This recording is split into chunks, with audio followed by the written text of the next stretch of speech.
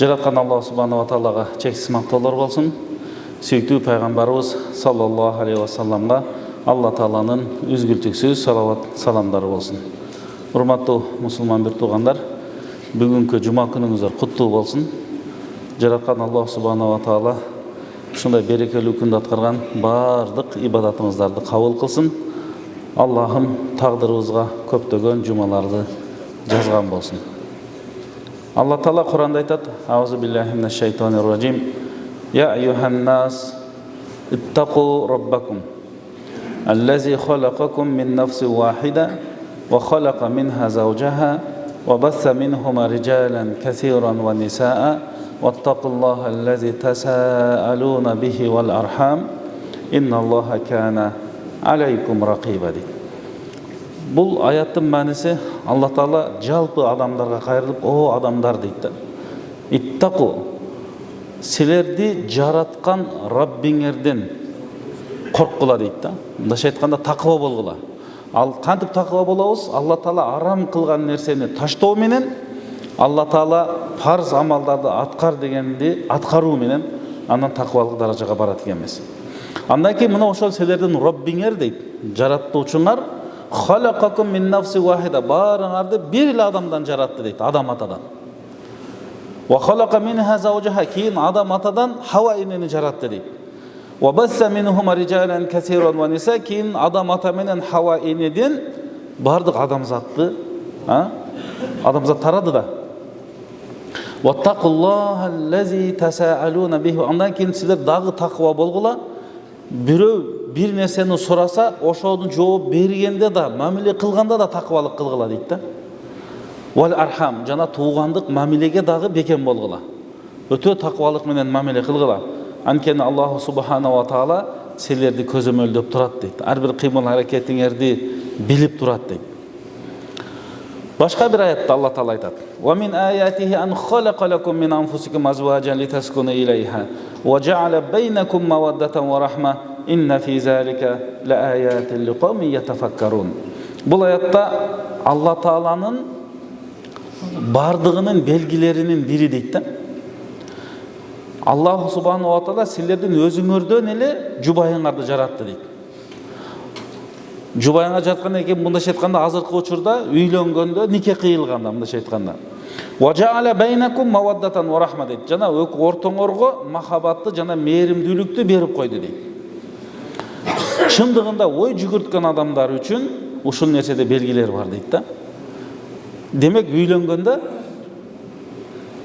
сөзсүз түрдө бул аяттын маанисинен чыгып атат. Аял менен эркектин ортосунда да мээримдүүлүк, махабат болуш керек экен да. Үчүнчү аятта "Я юхаллазина аману", эми караңыздар, ыймандууларга кайрылып айтат: "Ауфу бил уқуд" дейт. Силер келишимдерге бекем болгула дейт. Мына ошол келишимдердин бири бул нике келишими да. Үйлөнүп атканда ошол жерде бул келишим. Макулдугуңду бердиңби деп кыздан суралат, эркектен кабыл кылдыңбы дейт. Мына ошолордун ичинде макулдугумду бердим, кабыл кылдымдын ичинде бардык жоопкерчилик мына ошол жерде турат да. Алла Таала башка аятта айтат: "Ва хазна минкум мисакан гализа", силерден аябай бекем убада алдык дейт. Демек үйлөнгөндөн кийин эркек аялын бардык тараптан, материалдык тараптан, үй менен, тамак аш менен, кийим кече менен, моралдык жактан Алла Таала "Ва аширухунна бил ма'руф" дейт. Жакшы мамиле кылуу менен, урмат сый менен эмне кылды? Силерге милдет кылды дейт. Ошол нерсени никеде сиз мойнуңузга алып атасыз. Аял дагы өзүнүнгө тийиштүү жоопкерчиликти өзүнө алып атат.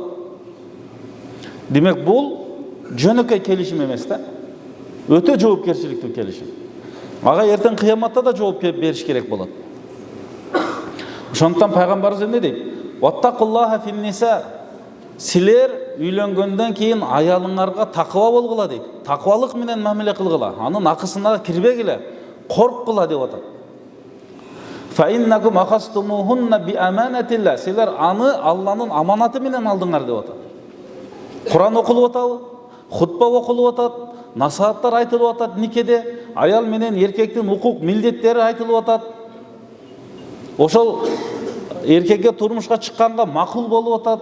Бардыгы ушулар нике келишими да. Ошону силер Алланын аманаты болуп атат. Кийин аялыңардын силерге адал болгону пайгамбар айтат: "Стахлалтум фуружахунна би калиматилла". Ошо Алланын сөзү менен силерге адал болуп атат дейт. Эгер ошол нике болбогондо бул зына ойноштук болот эле. Бул адал болуп атат дейт. Ошондуктан аялыңарга жакшы мамиле кылгыла деп атат. Бул келишимди үзүүгө шарият уруксат бергени менен жактырбай жатат. Бул ошол эле талак маселеси да. Талак маселеси. Пайгамбардын экинчи бир хадисинде эмне дейт? Силер пайгамбарыбыз осуят кылып атат да, мен осуят кыламын, аялдарга жакшы мамиле кылгыла. Анткени алар эркектин кабыргасынын жогорку жагынан жаралган. Кабыргамда барып ийри болуп кетет экен да. Файн захабта туқиму кассартаху. Аны жанагы кабырганы түздөйм десең, ал сынып калат дейт. Тим койсоң ошол бойдон кала берет дейт.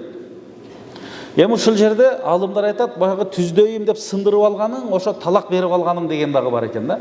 Багы моралдык жактан айтып атканда. Ошондуктан мен осуят кыламын, силер аялыңарга жакшы мамиле кылгыла дейт. А пайгамбарыбыз айтат: силердин эң жакшыңар үй бүлөсүгө жакшылар, мен болсо үй бүлөмө жакшымын дейт пайгамбарыбыз. Бир хадисте пайгамбарыбыз айтат: ла яфрик муъминун муъминатан. Бир мусулман ыймандуу эркек, ошо аялы ыймандуу мусулман болсо, аны жаман көрбөсүн дейт. Эгер аялынын бир пейилин жаман көргөн болсо, балки башка жакшы жактары бар да. Ошолор менен жакшы мамиле кылып жашай бергиле дейт да. Балки бир эки болсо, мисалы 10-догон 20-лаган жакшы жагы бар болушу мүмкүн да пейили. Мына ошого карагыла дейт да пайгамбарыбыз. Ошондуктан урматтуу бир туугандар, талак маселеси шариятта уруксат берилгени менен өтө этияттык менен мамиле кыла турган нерсе. Эми бул шариятта бар да. Абгадул халали илаллахи ат-талак дейт. Пайгамбарыбыз айтат: эң адал нерсенин ичинен Алла Таалага жаман көрүнгөн нерсе бул талак маселеси дейт. Аялы менен ажырашуу дейт. Ушул сөздү айтуу дейт. Ушул сөздү айтуу менен ажырап кетесиң. Балдар тарбиясыз, балки кароосуз калышы мүмкүн. Жок жерден зыян берип койгон болушу мүмкүн. Мына ушулардын баардыгы жоопкерчилик болот дагы. Ушул нерседен биз өтө этият болуш керек. Ошол талак деген сөздү эми колдонсо болот, бирок качан? Бул эң акыркы чекте. Биринчи насаат айтылат, койгула дейт, чоңдор насаат айтат, эки тараптын аксакалдары жараштырганга аракет кылат. Ошончо күч аракеттер болбогондо анан жок биз жашай албай калдык дегенде, андан көрө эми ошол талакты колдонуп туруп, анан ар ким өзүнүн жашоосун көрсүн деген сөз да. Бул шариятта бар нерсе, ага неме кылбаш керек. Бирок ошону колдонууну туура билиш керек. Азыр бизде ушунчалык көбөйүп кетти. Не деле болсо эркектер талак айта берет экен да. Азыр муфтиятыбызга 90% болуп кетти. Мамлекетте 20-30% болуп кетти ажырашуу. Мына 23-жылкы статистиканы карасак 45 миң үйлөнүптүр бир жылда. Ошонун 12 миңи ажырап атат да. 12 миңи ажырап атат. 12 миң бала бар болгон болсо, 12 миң баланын келечеги, тарбиясы, окуусу, башкасы суроолуу болуп калат да. Ага ким жооп берет? Ошондон үйлөнөрдөн алдын бул жоопкерчиликти өтө жакшы сезиш керек. Бул сөздү колдонбой, маселени чечкенге аракет кылыш керек. Ошондо бул жерде бизге Алла Таала Куранда айтып атат: "Ва ин хифтум шиқаqa байнихима фаб'асу хакаман мин ахлихи ва хакаман мин ахлиха" дейт. Бул Куран аяты. Эмне дейт? Эгер экөөнү ажыратып кетет деп корксоңор, анда аялдын дагы, эркектин дагы үй бүлөлөрүнүн акылдуулары, данышмандары, аксакалдары балки ошол экөөбү сөз уга тургандар келип насаат берсин дейт. Ошолор насаат берсин дейт. Эгер чындыгында алар мындай бир жарашканды каалаган болсо, Алла Таала ийгиликти дагы берет дейт. Bizde азыркы учурда өкүл ата өкүл эне деген бар. Мына ошолордун жумушу ушул жер. Негизгиси ошол. Өткөндө бирөө келтир дике кыйдырам деп. Бир баланы көрсөтөт, бул ким десем өкүл атам дейт. Өзүнөн 2-3 жаш эле чоң окшойт ал. Өкүл ата өкүл эне деген эми шариятта жок болгону менен биздин үпүрүп адатта бар экен да.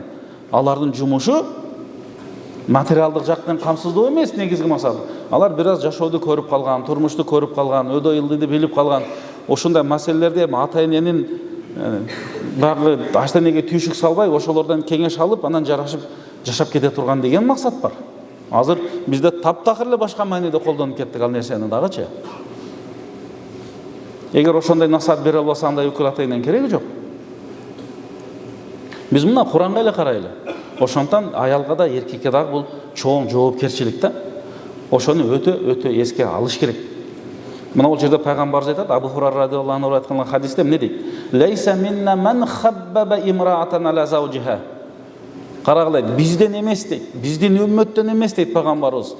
Ким бир кишини бызган болсо дейт, аялына салган болсо дейт да. Мисалы бирөө сурашы мүмкүн да, ошондой болуп атат десе, жакшы кеңеш бериш керек экен да.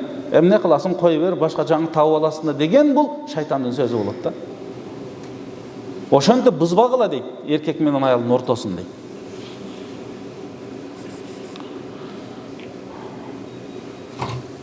Жабир радиаллаху анху риваят кылган хадисте келет. Инна иблиса ядау аршаху алал ма дейт. Иблис бул шайтан. Шайтандардын эң чоңу.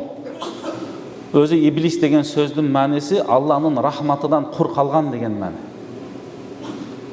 Ошол адам атаны азгырып, ушундай кылып, Алланын буйругуна баш ийбегендиги үчүн ушул Алланын рахматынан үмүтүн үзгөн төбөлүк тозокко түшө турган ат бул.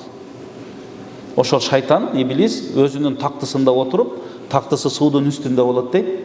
Кийин өзүнүн желдеттерин, жоокерлерин, шайтандарды анан ааламга жиберет экен азгыргыла деп. Бирөөсү келип, мен ушундай кылдым, тигиндей кылдым десе, мейли деп көңүл бурбайт экен, эми иш аткарып келипсиң деп. Бирөөсү келет экен дагы минтип айтат экен. Эми дагы бир-эки нерселер болуп, мен аял менен эркектин ортосун ажыратып ийдим дейт экен. Аял менен эркектин ортосун ажыраттым дейт экен. Фарракту байнаху байна имраати дейт. Ошондо о деп кубанып кетет экен да шайтанчы. Кел, жакын кел дейт экен. Ни'ма анта дейт экен да, кандай сонун адамсың дейт экен да, сонун иш кылган турбайсыңбы? Кел мен сен менин жаныма кел дейт экен да. Мына шайтандын иши. Ошондон баягы кеде эми үй бүлөдө анча-мынча казан кагышып турат да. Ошол учурда келишпестик болгон, бирдемке болгон учурда сөзсүз түрдө сабырдуулук, кечиримдүүлүк, токтоолук, ыймандуулук, инсаптуулук керек да тасылар. Шайтан жөн отурбайт экен да.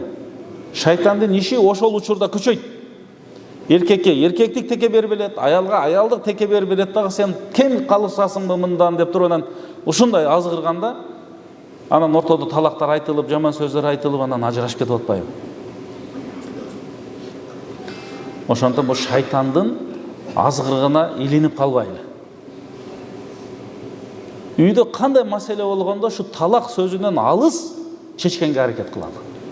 Оозго албайлы. Аялың сураган күндө дагы айтпа. Аял сурай берет. Эгер аялыңыз талак сураса, машалла, эркелеп атат экен деп коюңуздар. Себеби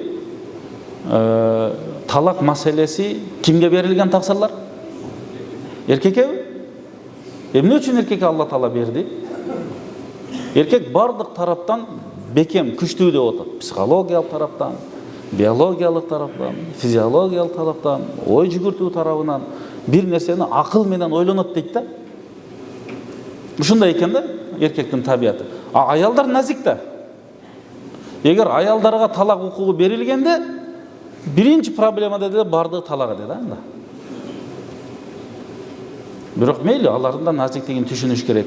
Бирок эркек өзүнүн жоопкерчилигин аткарыш керек. Моралдык, материалдык жактан камсыздаш керек. Жакшы сөз айтыш керек, жаман сөз айтпаш керек, сөкпеш керек, урубаш керек, теппеш керек. Эртең кыяматта жооп бере турган дагы учур бар да. Ошондон келиңиздер, үйлөнүү бул жоопкерчилик деп билели. Жөн эле кумаркандыруу эмес бул. Бул жоопкерчилик. Анан пайгамбарыбыз айтат: "Кафа бил мар'i исман ан юдайя quta ahlihi" дейт. Бир эркек чоң күнөө кылды деп эсептесек болот, эгер ал үй бүлөсүн карабай койсо дейт. Аялын карабайт, балдарын карабайт, нафака бербейт, акча сарптабайт, тамак аш алып бербейт, кийим кече менен карабайт, таштап коюп кетип калат. Ушуга ошогондор толтура болуп атат азыр. Ушулар жөнүндө айтылып атат. Эртең кыяматта эсептөө катуу болот. Жоопкерчилик бар да. Мойнуна алган. Келишим болду го, нике келишим. Кана ошолор. Эми аялга айтат пайгамбарыбыз: "Айюма имраатин", кайсы бир аял саалат заужаха талакан фи гайри ба'син, кайсы бир аял күйөөсүнөн эч бир себепсиз, күйөөсү карап атат, багып атат, мамиле жакшы кылып атат, бирок эч бир себепсиз ажырашам деп талак сураса, ал аял бейиштин жытын жыттабайт дейт. Ушундай эле эркек дагы себепсиз талак берген болсо, арам ишти аткарган болот, бул күнөө болот. Ошондон бул нерсеге эмне кылышыбыз керек экен? Өтө этият бололу, өтө маани берели. Bir alım aytkan eken, "At-talaqu inda awwali khilafin da'fu khuluqin la quvvati aqlin" dep. Тура сөз негизи. Биринчи эле чыр чатакта эркектин талак берүүсү анын кулк мүнөзүнүн алсыздыгы, акылынын күчтүүлүгү эмес деген сөз да. Аялдар ошоп немеге берилип кетти да, көңүлүнө берилип кетти. Жок, эркек биринчи акыл менен ойлош керек. Анан имам Шафи айткан экен, эркектин эч бир себепсиз аялга талак бергени болбойт. Себеп болсо болот шариатта. Анын шариатта өзүнүн себептери бар. Бирок биринчи эле демеде талак берген бул болбойт, жакшы эмес дейт. Ошондон ушул маселеге биз өтө эмне кылышыбыз керек, бекем болушубуз керек. Пайгамбарыбыз айтат: "Инна мин ашаррин наси", Алланын алдында эң жаман адам бирөөгө үйлөнүп алып, үйлөнгөндөн кийин уруксат берилет, кээ бир маселелер, ошол сыр айтпай турган маселелерди сыртка чыгып айткан болсо, ошол адам эң жаман адам дейт. Себеби үй бүлөлүк сырды сыртка чыгарып атат дейт. Ошондон бир алымдан сураган экен, аялыма талак берем деген экен да. "Не үчүн талак бересиң?" деп сураганда, чыныгы шариаттык негиз табылган экен. Аны мынтип жооп берген экен: "Ал-акилу ла яхтику сирран". Акылдуу адам үйдөгү сырды айтпайт деген экен. Мен сага айтпайм дептир. Кийин талак берип, "Эми ажырашыптыр" деп уккандан кийин барып кайра сураса, "Ал аял менен менин ишим канча, ал менин аялым эмес" дептир. Ал эми чоочун адам. Ал жөнүндө мен сүйлөсөм, шариатта уруксат эмес деген экен да. Мына ушундай да, биздин шариатта ушундай. Бирөөдүн акысына кирбеш керек. Күрүндөн бир күнүндө Пайгамбарыбыз саллаллаху алейхи ва салламдын сахабалары менен отурса, бирөө айтып калды. "Баланча" деди. Эми пайгамбар айтып атат да, "Баланча" дейт, бирөөнүн атын айтып, аялына 3 талак берип салыптыр дейт. Ошондо пайгамбарыбыз аябай ачуусу келип кетти дейт да. Аябай ачуусу келип, мен бар туруп, "Эмне үчүн силер Алланын аяты менен ойноп атасыңар?" деди пайгамбарыбыз. Сурабайсыңарбы деген мааниде келип, жөн эле талак бере бербестен. Себеби 3 талак берилгенден кийин толук шарттары, эрежелери менен кайра жашаганга болбойт. Аялы башкага тийип чыкмайынча же башкага кадимкидей жашоого, турмушка чыгыш керек. Жашай албаса, ажырашып кетсе, андан кайра үйлөнсө болот да, ага чейин. Болбойт жашаганга 3 талактан кийин. Шариатыбыз да ошондой. Мазхабыбыз да ошондой. Ошондон өтө этият болуш керек ошол маселеде. Ибн Масудга Алкама деген риваят кылат, бир киши келип туруп мынтип айтыптыр: "Мен аялыма 100 талак берип салдым" дептир. Десе, эми 100 талак бердим деген да. Десе айтыптыр, 3 талагы түштү, 97си сенин мойнуңа күнөө болду дептир да. Кыяматта күнөө жооп бересиң дептир. Ушул эле суроолор башка сахабаларга да берилген да, баары ушундай жооп берген. Баары ушундай жооп берген. Ибн Аббас дагы ушундай жооп берген. Бул жерде Малик ибн Харистен риваят кылгандагы хадис бар. Бул жерде дагы ошондой жол берген. Мындайча айтканда Ибн Аббаска келип сураган экен. Мен аялыма 3, андан да көп талак берип салдым дегенде, сен Алла Таалага күнөө иш кылдың дептир. Аялыңдан ажырадың, сен такыбалык кылган жоксуң, Кудайдан корккон жоксуң. Болду, эми саңа бул жерде мүмкүнчүлүк жок деп айтты да. Ошондон бул сөз менен үй бүлө бузулуп кетип атпайбы? Биз айтабыз, чымчыктын уясы да бузулбасын дейбиз, туурабы? Анан үй бүлө бузулуп кетип атат го. Ошон үчүн жоопкерчиликти сезишибиз керек. Тасырлар, биз 90% мусулманбыз дейбиз. Баарыбыз кандай мусулманчылыгыбыз? Бир жылда 12 миң үй бүлө ажырашып атса. Эсептеңиздер, ошондо күнүгө канча үй бүлө ажырашып атат. Аллаху акбар деп намаз окуп алып, үй бүлөнү карабасак. Аллаху акбар деп намаз окуп алып, барып таразадан алдап атсак элди. Бала чакага карабасак, анда кандай болсун? Ошондон жоопкерчиликке биз өтө бекем бололу. Чындыгында эки тараптан деле өтөт да кедечи. Ошол учурда акылдуулук менен иш жүргүзгүлө деген бул пайгамбарыбыздын сөзү да. Мындайча айтканда пайгамбар айтат: "Ма таваддастани филлахи азза ва жалла ау фил ислами файфарqu байнахума илля бизамбин юхдисуху ахадухума." Мындайча айтканда, эки тараптын бирөөсүнүн ката кетпесе, ушул болбойт эле деген сөз да. Ката кетти, анан маселе ушундай болду. Бул жөнөкөй мамиледе деле айтып атат, аял менен эркектин ортосундагы мамилени деле айтып атат. Бирөөсүнүн ката кетти. Ошо ката кетиргенди чектеп туруп, анан ошого жараша экинчи тарап мамиле кылган болсо, түшүнүк менен ошондо маселе чечилип кетет. Балки аркы бир байкабастан кылып алган учур болуп калышы мүмкүн. Маселени тактап алыш керек болот. Тактабай ушул сөздү айтып берген учурлар көп болуп атат. Маселени биринчи такташ керек. Чындыгында ошондой эмеспи? Бизге муфтиятка келген кебир биздин мырзаларыбыз ушуну айтып атат да, мен тактабай эле айтып алыппын, билбеппин, адашыппын дегендер көп болуп атат да. Ошон үчүн маселени такташ керек. Чындыгында ошондой эмеспи? Ошондон урматтуу мусулман бир туугандар, ушул маселеге бекем бололу, жоопкерчиликке бекем бололу, аялдарыбызды урматтайлы, сыйлайлы. Бул эне келечек муунду тарбиялаган, аларга багыт берген. Эгер үй бүлө бекем болсо, коом бекем болот. Ошол коом үй бүлөдөн куралат. Пайгамбар саллаллаху алейхи вассаламдын татыктуу үммөтү болобуз. Мында үй бүлө курганда деле чоң сооптор бар. Пайгамбарыбыздын сүннөтү. Бирок ошол эле учурда жоопкерчилик деп да айттык. Ошондон талак маселеси, ажырашуу бул эң акыркы, эч бир жол калбай калган учурда гана колдоно турган нерсе. Ошону эске салып коелу.